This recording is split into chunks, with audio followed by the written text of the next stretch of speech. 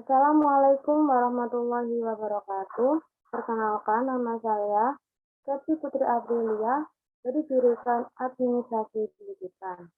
Pada kesempatan kali ini, saya akan mempresentasikan materi tentang korupsi dalam pandangan Islam.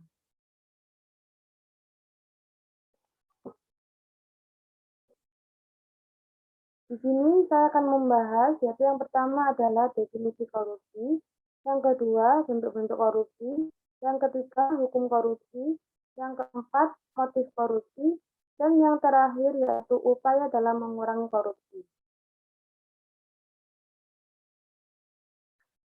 Oke, sekarang yaitu definisi korupsi.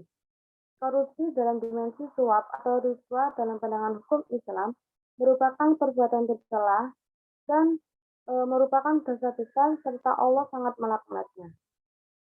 Tetapi secara umum, korupsi adalah menyalahgunakan atau menggelapkan uang atau harta dari kekayaan umum, baik negara atau rakyat, untuk kepentingan pribadinya.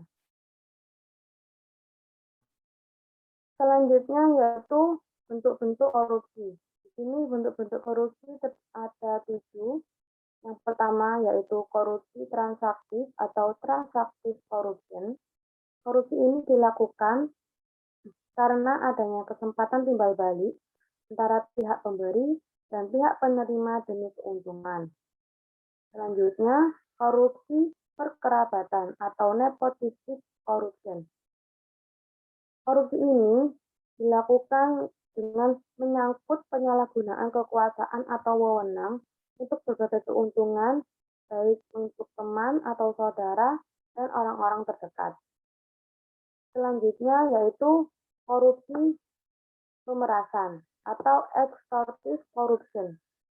Korupsi ini dilakukan karena adanya paksaan kepada suatu pihak dengan tindakan atau ancaman terhadap kepentingan hal-hal yang dimilikinya. Selanjutnya yaitu korupsi investif atau investive corruption. Korupsi ini dilakukan dengan memberikan suatu jasa atau barang tertentu terhadap pihak demi keuntungan di masa depannya. Selanjutnya, korupsi defensif atau defensive corruption. Korupsi ini dilakukan oleh korban korupsi itu sendiri dalam rangka mempertahankan diri terhadap upaya pemerasan terhadap dirinya. Selanjutnya, korupsi autogenik atau autogenic corruption. Korupsi ini dilakukan secara individual atau tanpa ada pihak lain yang terlibat untuk mendapatkan keuntungan. Yang terakhir yaitu korupsi suportif atau supportive corruption. Korupsi ini adalah suatu bentuk korupsi dukungan guna menciptakan suasana yang dapat melenggang, melindungi, dan memperkuat korupsi yang dijalankan. Selanjutnya, hukum dari korupsi.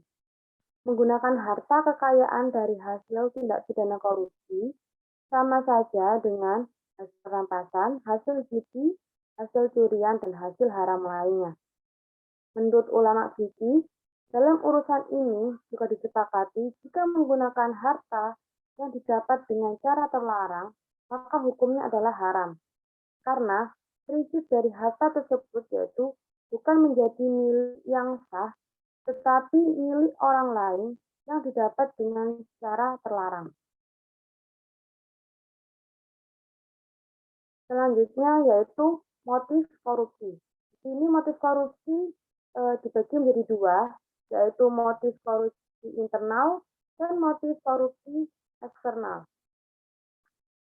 Untuk motif internal yaitu yang pertama adalah sikap tamak dan serakah. Sikap tamak dan serakah merupakan sikap yang sering mengakibatkan umat manusia mengalami kehancuran karena kedua sikap ini mengantarnya kepada mereka untuk tidak pernah merasa puas dan tidak pernah merasa cukup tentang apa yang sudah dimilikinya. Selanjutnya yang kedua yaitu sikap hidup konsumtif dan hedonis. Sikap hidup konsumtif adalah sikap yang berlebih-lebihan dalam melakukan atau mengonsumsi harta yang dimilikinya. Sementara hedonis merupakan sikap yang menganggap kesenangan dan kenikmatan dari harta sebagai tujuan utama dalam hidup. Yang ketiga adalah pemahaman agama yang rendah. Kebanyakan orang yang melakukan korupsi, yaitu orang yang melaksanakan sholat, melaksanakan puasa, dan melaksanakan perintah-perintah agama. Tetapi mereka belum sepenuhnya belajar tentang agama. Selanjutnya yaitu motif eksternal. Motif eksternal yang pertama yaitu adanya kesempatan dan sistem yang rapuh. Salah satu sebab seseorang melakukan tindakan pidana korupsi yaitu adanya kesempatan dan peluang serta didukung oleh sistem yang kondusif untuk melakukan korupsi. Yang kedua yaitu faktor budaya. Seseorang melakukan korupsi karena didukungnya faktor budaya. Faktor budaya merupakan kebiasaan dari dirinya, sehingga mereka melakukan korupsi untuk memenuhi kebutuhan dari keluarga mereka tersebut. Yang ketiga yaitu faktor lingkungan. Faktor lingkungan ini menunjukkan bahwa sangat banyak pejabat melakukan tindakan korupsi karena di lingkungan sekitarnya atau teman-teman di sekitarnya melakukan tindakan korupsi tersebut. Oke, selanjutnya yaitu bahaya dari korupsi. Di sini ada dua, yaitu bahaya terhadap masyarakat individu dan bahaya terhadap generasi muda. Bahaya terhadap masyarakat individu menjadikan masyarakat tersebut sebagai masyarakat yang kacau atau hancur. Tidak ada sistem sosial yang dapat berlaku dengan baik dan tidak akan ada kerjasama dengan persaudaraan yang tulus. Yang kedua yaitu bahaya terhadap generasi muda. Generasi muda akan menganggap bahwa korupsi sebagai hal biasa atau bahkan budaya, sehingga perkembangan pribadinya menjadi terbiasa dengan sifat tidak jujur dan tidak bertanggung jawab. Sifat-sifat tersebut juga merupakan dari korupsi. Yang terakhir yaitu upaya pemberantasan dari korupsi. Di sini yang pertama yaitu memberikan keteladanan dari pemimpin.